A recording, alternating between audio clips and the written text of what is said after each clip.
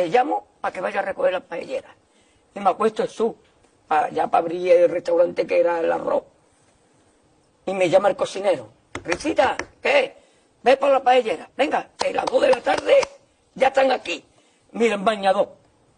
En las chanclas. Todo despeinado porque no me dio tiempo nada ponerme las chanclas y el bañador. Voy a la playa, había subido la marea. ¿Y tú?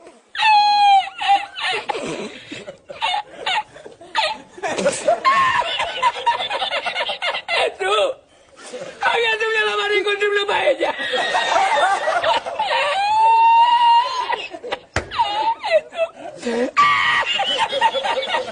Y la encontré porque estaba la paellera agarrada, metida entre las piedras de Chipiona, del faro. Y cuando entro en el restaurante me ve el cocinero con una paellera y a ver toda la 20 paelleras.